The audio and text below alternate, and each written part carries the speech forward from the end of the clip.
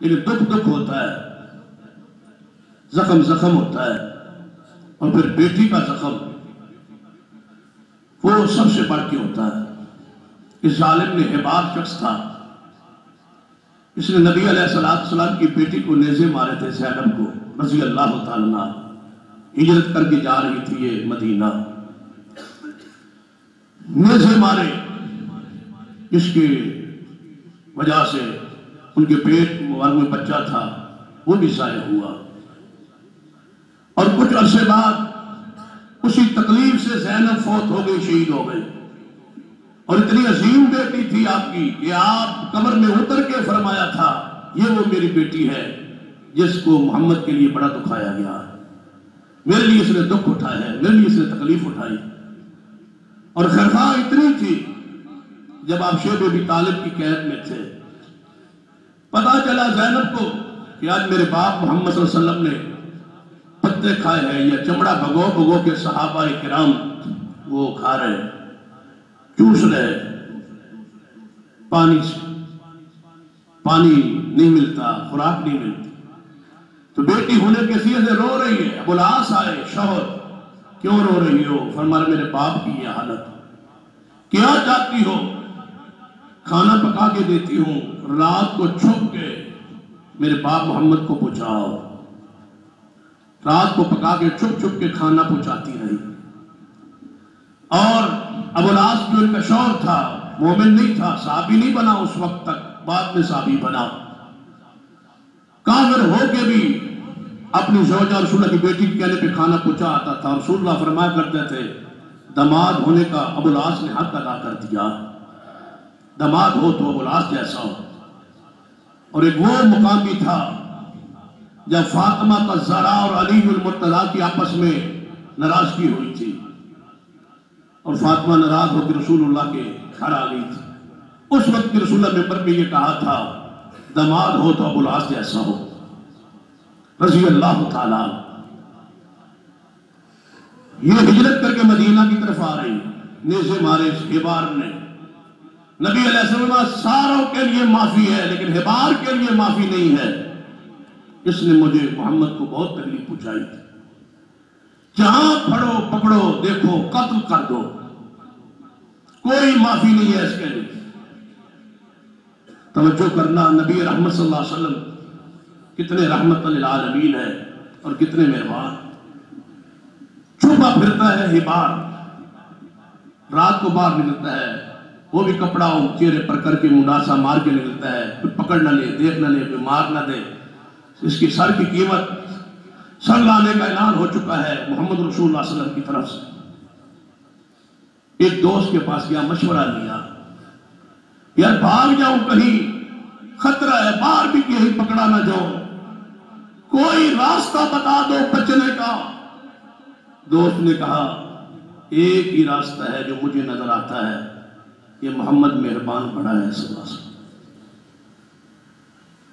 اس کے پاس چلے جاؤ، اسی کے پاس جس نے فتویٰ جاری کیا، چلے جاؤ، اچانک پہنچ جاؤ ان کے پاس، جا کے معافی مانگ لو، ایک ہی تیرے بچنے کا راستہ ہے، یا پھر مارے جاؤ گے یا بچ جاؤ گے، مجھے امید ہے محمد مہربان ہے صلی اللہ علیہ وسلم۔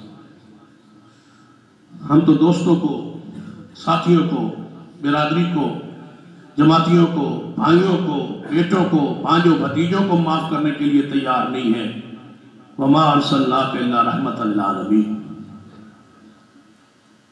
رحمتیں اٹھ گئی ہیں، وہ رحمتیں کہاں ہیں؟ اللہ کی قسم ہم سیرت سے دور ہیں، آپ کی رحمت قیامت تک موجود ہے۔ ہم رحمتیں بانٹتے نہیں، ہم نفرتیں بانٹتے ہیں۔ کفار کی وہ آرے، وہ پھڈے، وہ لڑائیاں، وہ جھگڑے، وہ فتنے، وہ فساد، یہ مستعار لیے ہم نے کفار سے۔ محمد رسول اللہ جس کو ہم نے مانا ہے رسول، وہ تو رحمت للعالمین۔ اگر رحمتوں کا بکھیرا ہو پورے معاشرے میں، عجیب سا سکون ہو، عجیب سا اطمینان ہو، یہ محمد صلی اللہ علیہ وسلم۔ حبار نے مشورے پہ عمل کیا، منہ پہ مڈاسا مارا، مسجد حرام میں محمد رسول اللہ بیٹھے، صحابہ بھی ساتھ بیٹھے، اچانک آ گیا۔ لوگوں نے کہا یہ کون آ رہا ہے منہ چہرے پہ کپڑا کر؟ اچانک رسول اللہ کی محفل مجلس میں پہنچا ہے اور چہرے سے کپڑا ہٹایا اور کہتا ہے محمد صلی اللہ علیہ وسلم بڑے بڑے ظالموں کو معاف کر دیا ہے، مجھے بھی معاف کر دو۔ ٹھیک ہے میں نے آپ کی بیٹی پہ ظلم کیا تھا، سے مارے تھے، مجھے معاف کر دو۔ نبی علیہ السلام خاموش ہو گئے، چپ کر گئے، اس انتظار میں کہ میں نے کہا ہوا ہے کہ جہاں دیکھو پکڑو مارو، اس کو قتل کر دو، شاید کوئی صحابی اٹھ کے معاف کرنے سے پہلے ظالم کو مار دے۔ صحابہ نے یہ سوچا کہ رسول اللہ کی محفل مجلس میں آ گیا ہے، اگر مروانہ ہوا تو دوبارہ فرمائیں گے معافی نہیں ہے، معاف کر مار دو۔ صحابہ اس انتظار میں، رسول اللہ اس انتظار میں ہے، دونوں کی طرف دونوں کے ارادے الگ الگ ہے۔ رسول اللہ چاہتے ہیں کہ اٹھ کے مار دے، صحابہ یہ خیال میں ہے مروانہ ہوا تو دوبارہ حکم ہوگا۔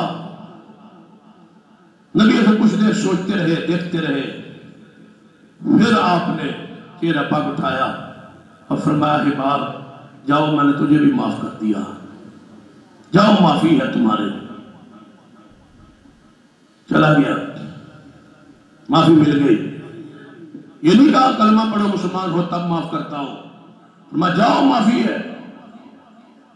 کچھ دیر بعد جب وہ چلا گیا تو نبی پاک نے پوچھا میرے صحابہ میں جو کیا سی کہ تھے کو قتل کر، جب آ گیا تو تم اٹھ کے مار دیتے، یا رسول اللہ ہم نے اس ارادے سے نہیں مارا کہ آپ کی محفل مجلس میں ہے، دوبارہ حکم ہوگا، اشارہ ہوگا۔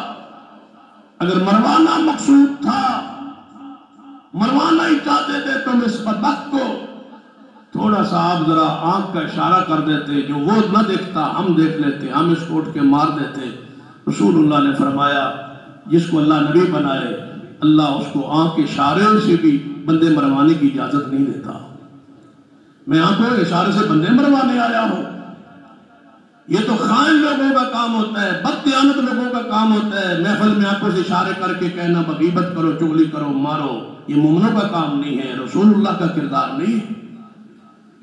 وَمَا أَرْسَلْنَاكَ إِلَّا رَحْمَةً لِلْعَالَمِينَ، جس نقطۂ نظر سے دیکھو گے، جس پہلو سے دیکھو گے، جس جیب سے پڑھو گے محمد مصطفیٰ کی یہ سیرت، یہ وصف آپ کو بولتا نظر آئے گا کہ آپ رحمت للعالمین ہیں۔